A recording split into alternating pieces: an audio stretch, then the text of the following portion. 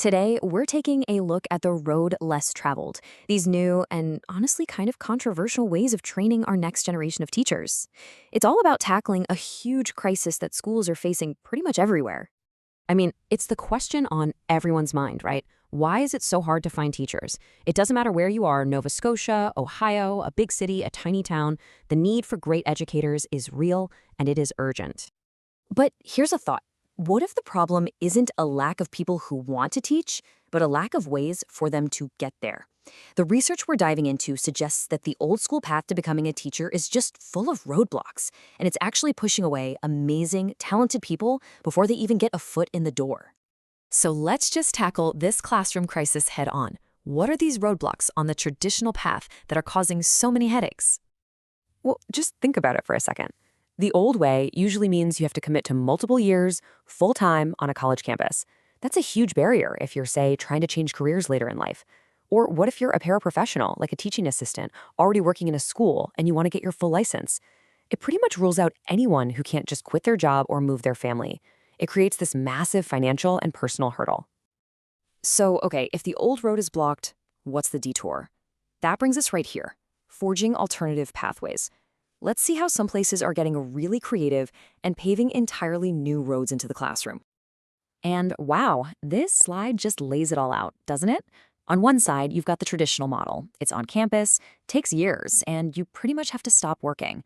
But on the other side, you have this new alternative. It's online, it's fast, we're talking 8 to 12 months, and you can work while you learn. When you talk about accessibility, this is a total game changer.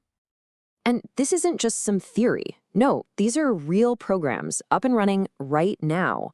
You've got Cape Breton University in Canada with its 8-month online degree. Then there's Ohio State University with its own alternative tracks. And for both of them, the goal is exactly the same. Recruit, train, and keep fantastic, dedicated teachers in the schools that need them the most. Now, all of this sounds great, right? But it brings up the million-dollar question. Are teachers who are trained faster actually good teachers? So in this next part, let's really evaluate this road less traveled and see what the data has to say. And, this is a completely fair concern. Ryan Lutz, who's the president of the Nova Scotia Teachers Union, said exactly that. He wondered if an 8-month program can really prepare someone as well as a longer one. It's a question that puts quality right under the microscope, where it should be.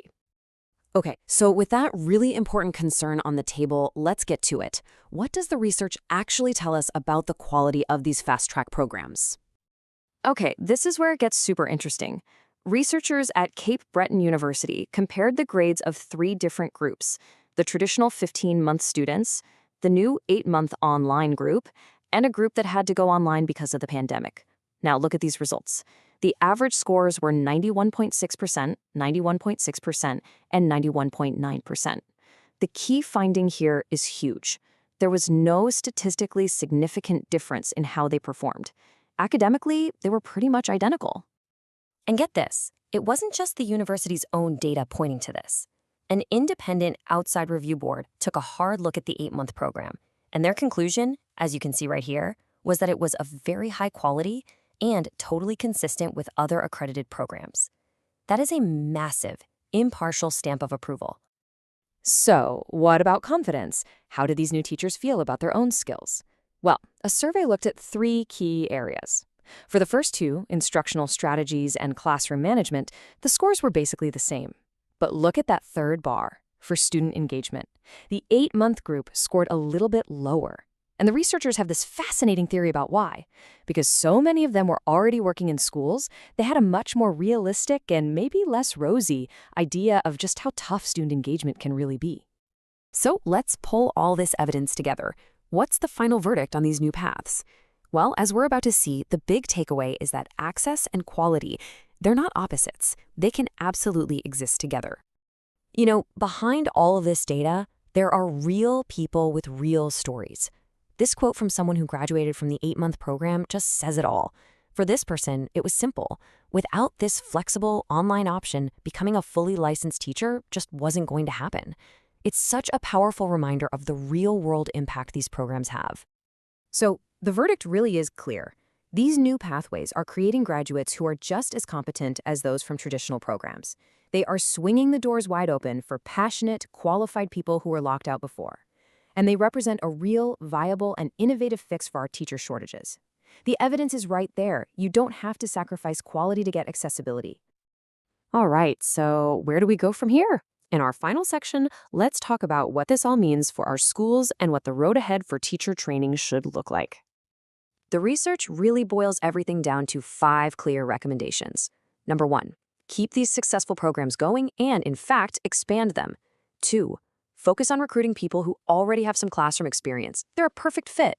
3, copy these successful models in other places that are dealing with shortages. 4, make the paperwork and communication side of things even easier for students.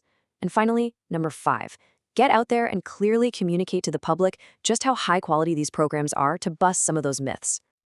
Which leaves us with one last big idea to chew on.